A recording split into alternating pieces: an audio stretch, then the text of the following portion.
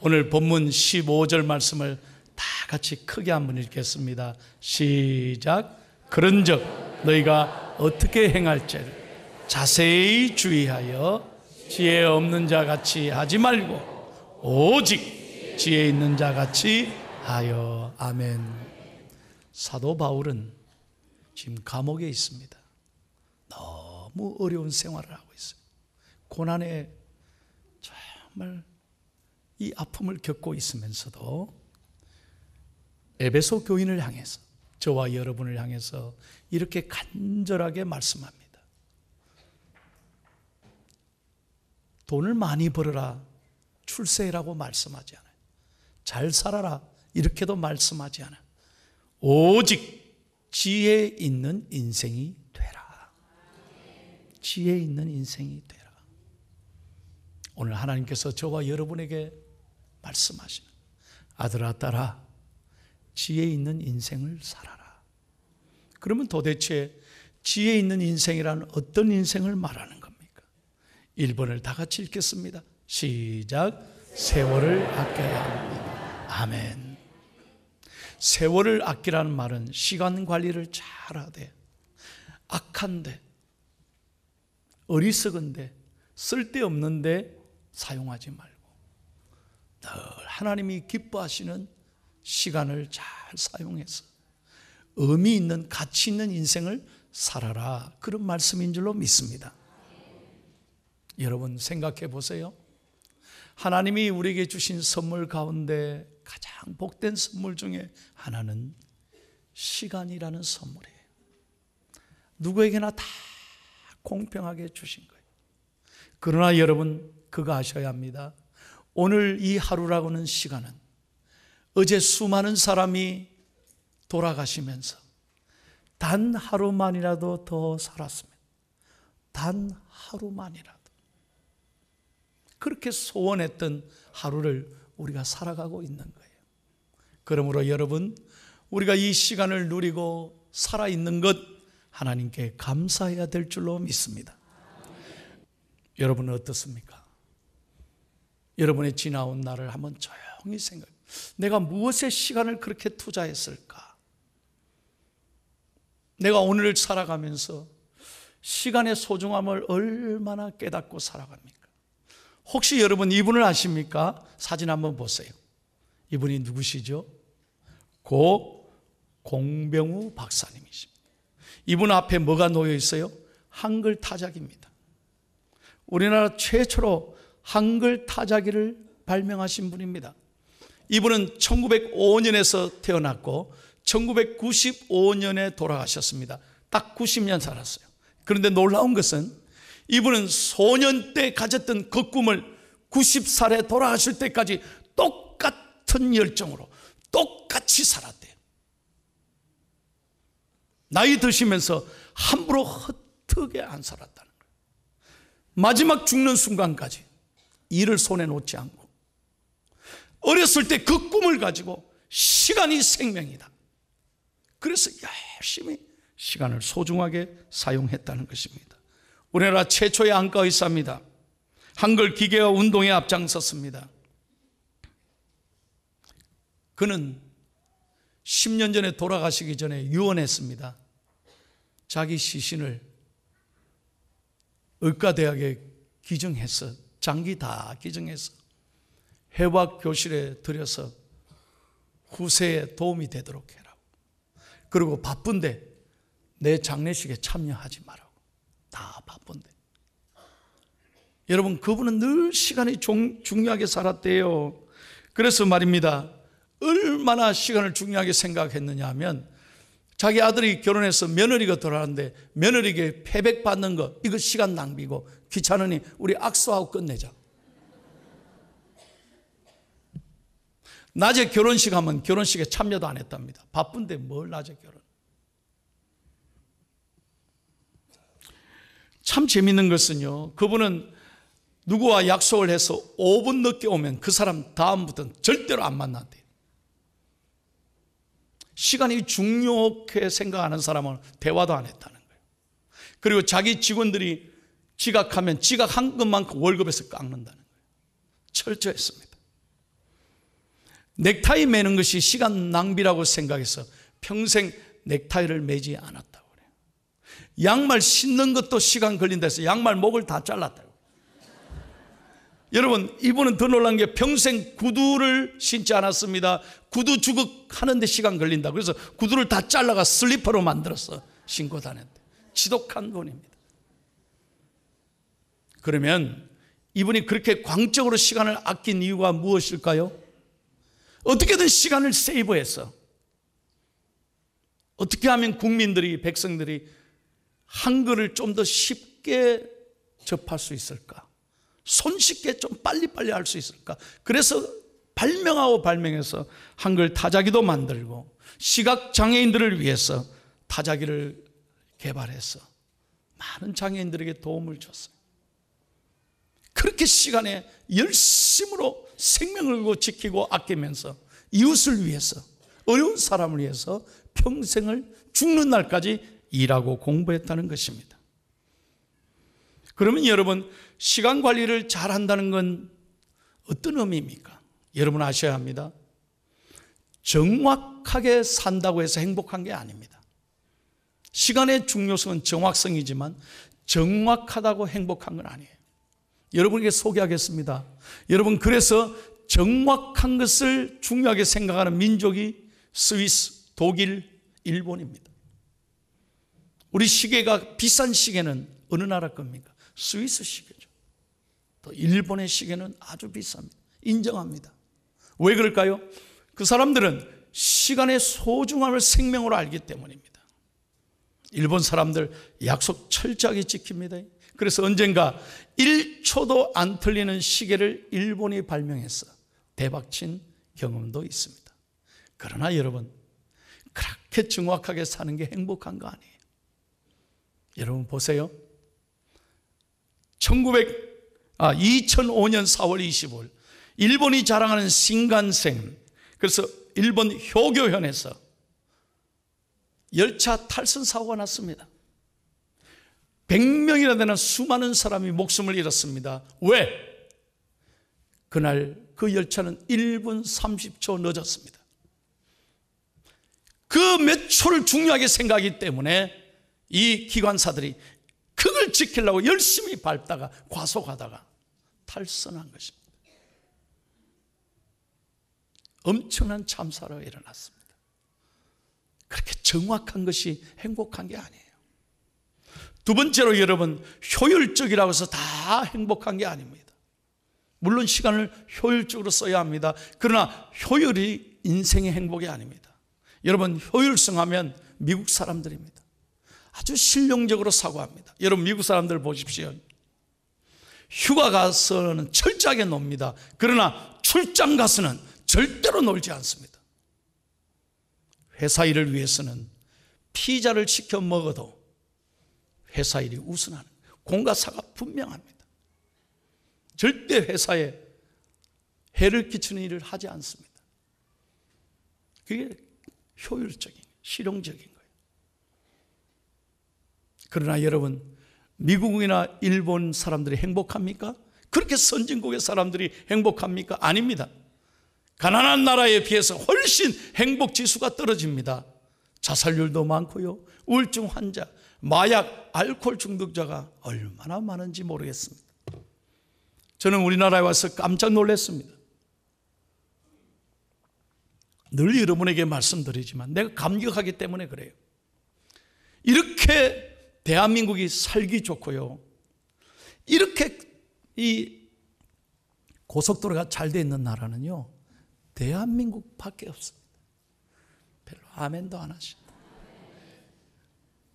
이렇게 먹을 게 천지백갈인 나라는 우리나라밖에 없습니다. 그것뿐만 아닙니다. 우리는 전화 한 통이면 배달의 민족이잖아요. 어디서든지 전화하면 다 터지고 말입니다.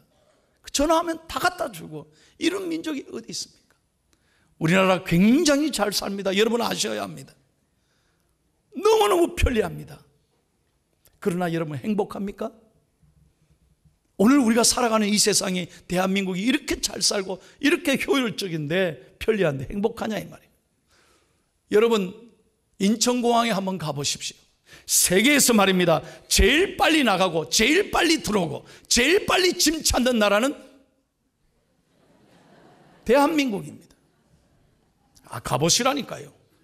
미국에 들어갈 때도 적어도 1시간 이상 줄 서고 짐 찾는 것도 1시간 이상 걸립니다. 세계 최고의 공항에도 가보세요. 대한민국 인천공항보다 잘 돼 있는 곳은 없습니다. 그러니까 인천공항이 수년째 세계 최고로 지금 1등상을 받잖아요. 그렇게 빨리 나오는데 여러분, 짐 찾는 곳에 한번 가보십시오. 못 기다립니다. 그 나오는 구멍을 쳐다보고 있습니다. 왜 그렇습니까? 이렇게 편리한데도 여유가 없어요. 너무 우리가 조급해. 그래서 여러분에게 다시 말씀드립니다. 빠르다고, 잘 산다고, 효율적이라고 행복한 게 아니더라. 전 세계 행복 지수가 제일 높은 나라는 어느 나라죠? 방글라데시입니다. 방글라데시가 우리나라 GNP를 비교해 보십시오. 훨씬 못 사는 나라입니다. 그런데 왜 방글라데시 국민들이 최고로 행복하다고 생각할까요? 나는 이유를 알았습니다.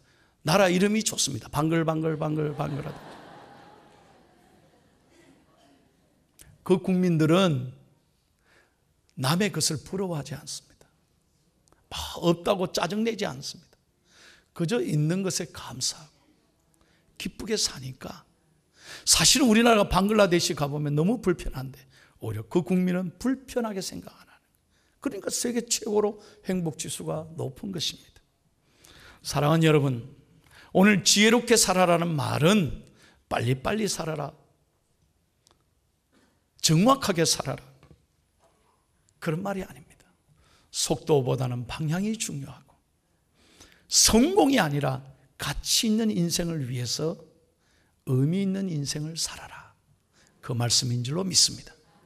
그러기 위해서 여러분에게 주신 이 은총, 이 시간이란 소중한 시간을 잘 관리하시기를 예수 그리스도 이름으로 축복합니다.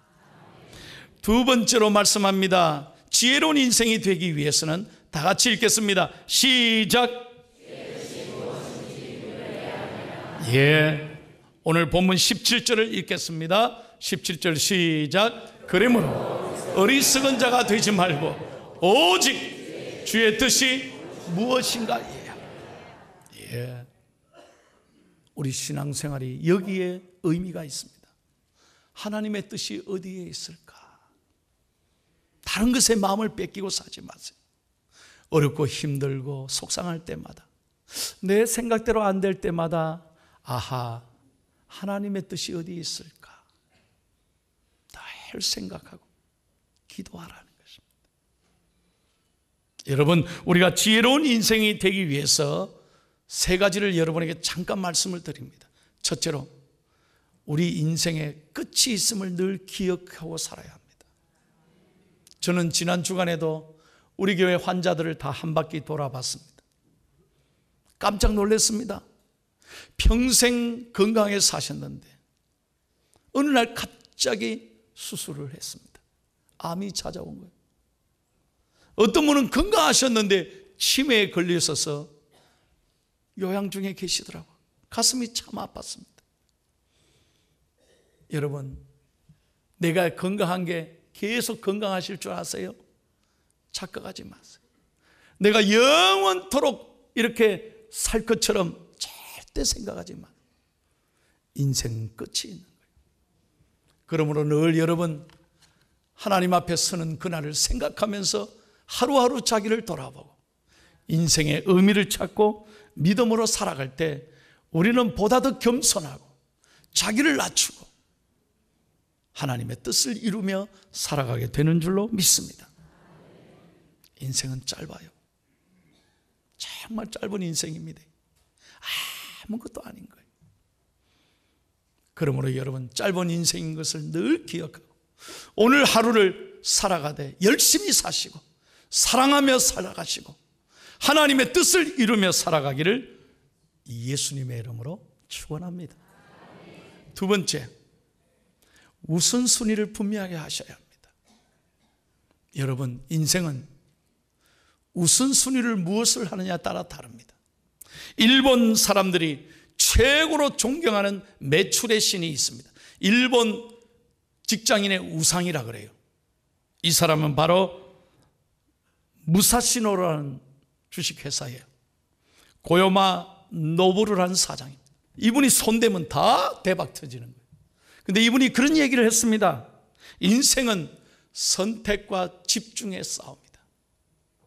무엇을 선택하고 무엇에 집중하는 따라 인생이 달라진다. 여러분은 무엇을 선택하셨습니까? 무엇에 집중하고 있습니까? 오늘 하나님이 말씀하십니다. 오늘 우리의 관심이 세상이 아니라 물질이 아니라 쾌락이 아니라 하나님께 집중해야 한다. 하나님께 우선순위를 해야 합니다. 내가 아무것도 없어도 하나님 한 분을 붙잡고 살아가면 이것이 내 삶의 가장 우선순위이고 나를 선하게 이끌어 가실 줄로 믿습니다. 정말 우리 하나님, 내가 부족하고 내가 몸이 아프고 힘들어도 주님을 귀하게 여기고 존경하면 주님이 우리를 귀하게 여겨주실 줄로 믿습니다. 내 삶의 우선순위가요, 세상이 아닙니다. 돈이 아닙니다. 사람이 아닙니다. 권력이 아닙니다. 명예가 아닙니다. 세상 재미가 아니에요. 오직 하나님께 우선순위를 둬라 이거예요. 그러면 하나님이 내 삶을 이끌어 가실 줄로 믿습니다.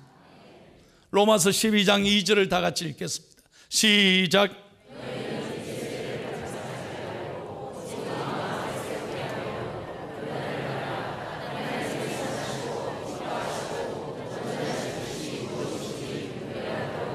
아멘.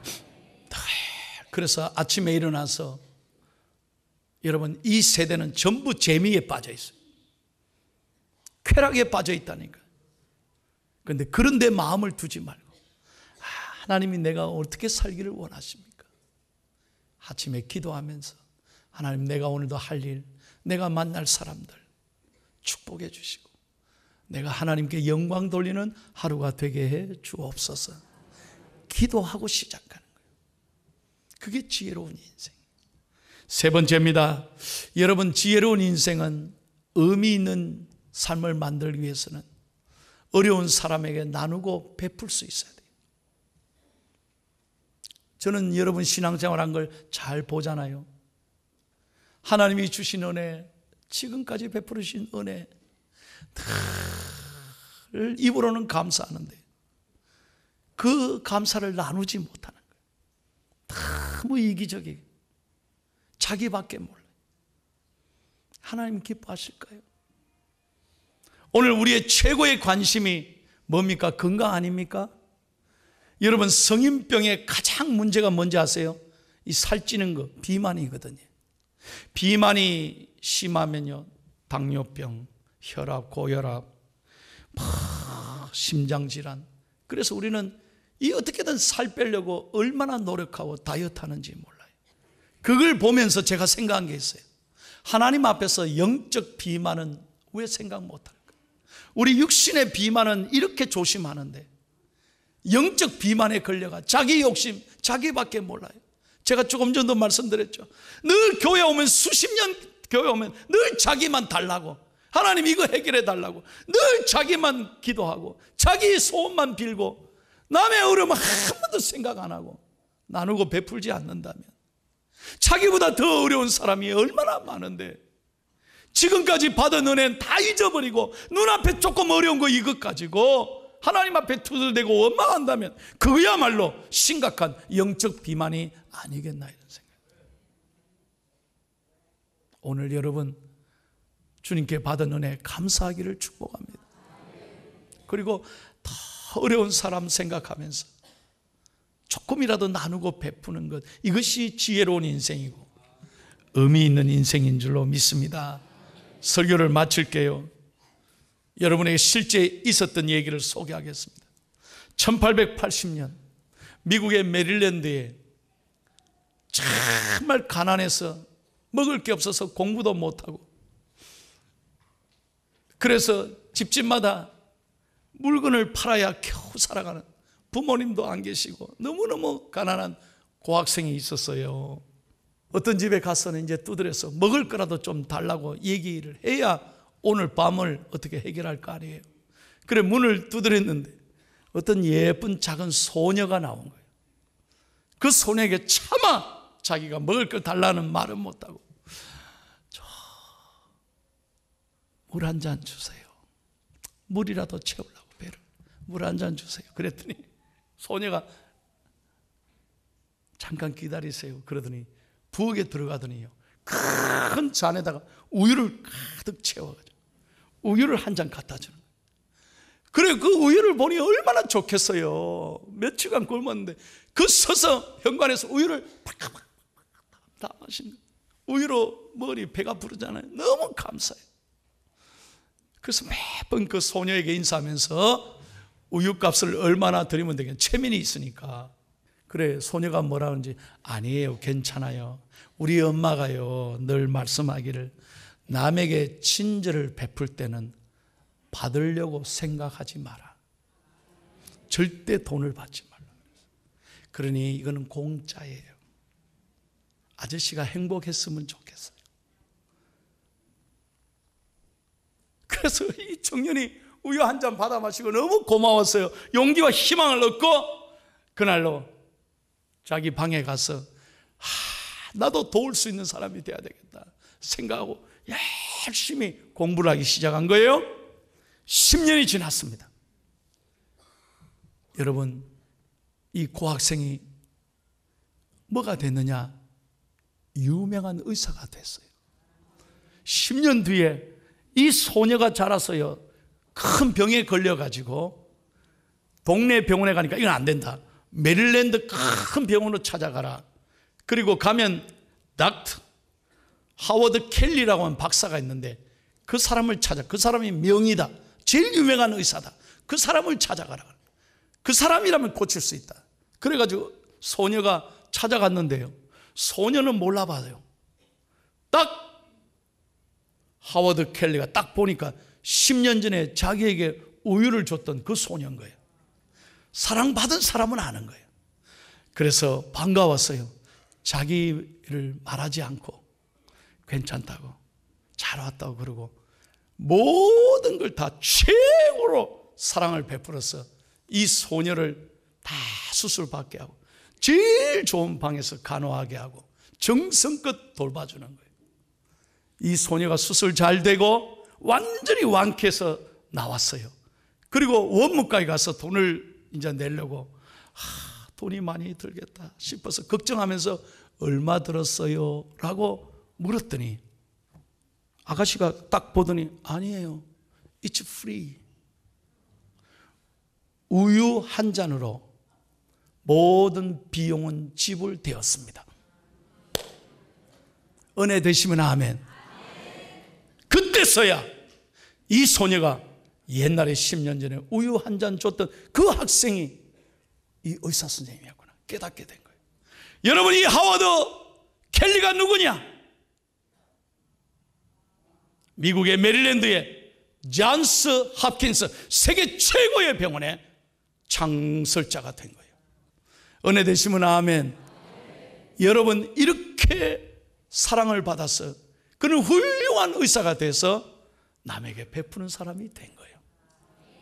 오늘 여러분, 지혜로운 인생은 어떤 인생입니까?